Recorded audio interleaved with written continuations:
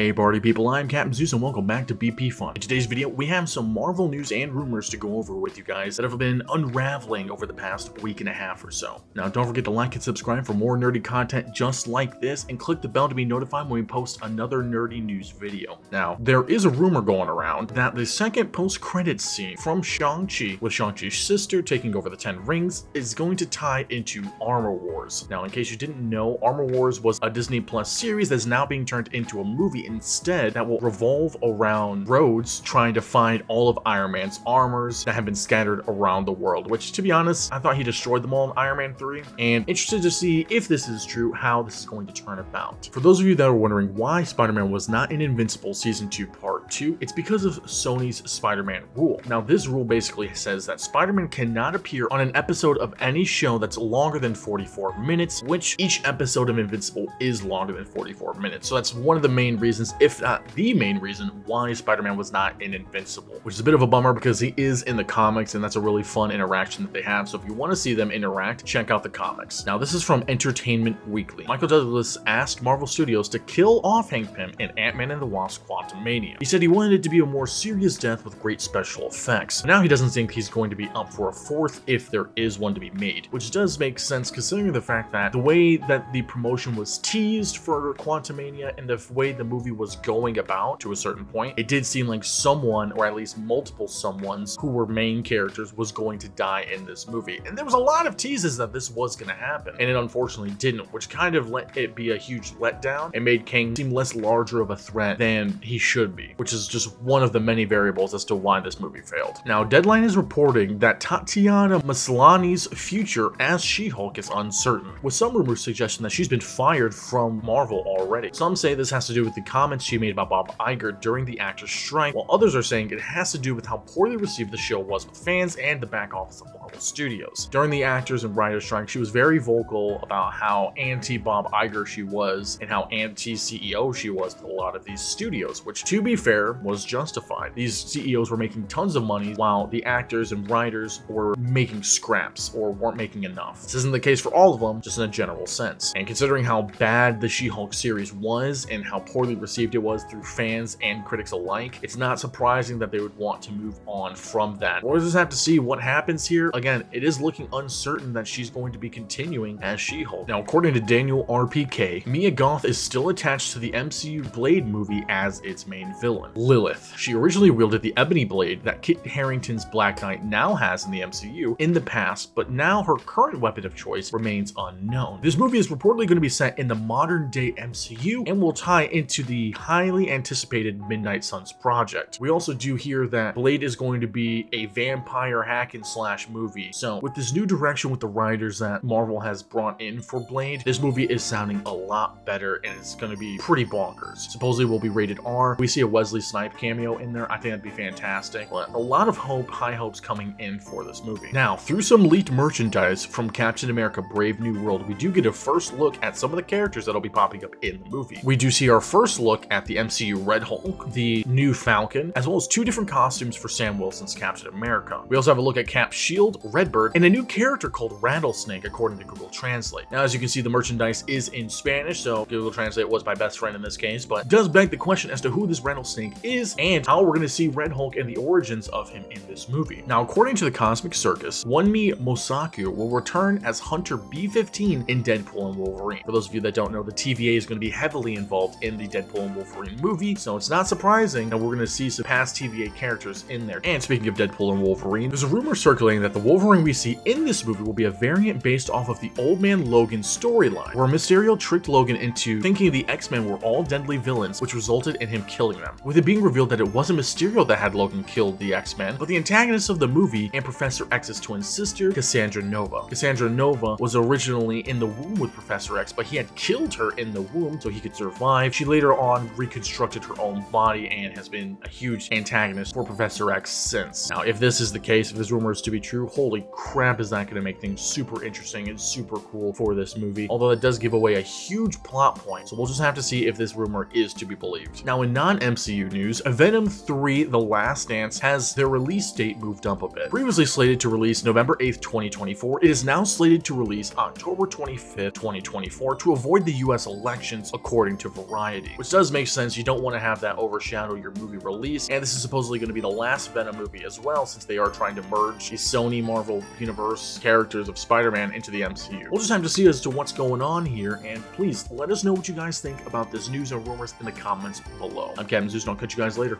See ya.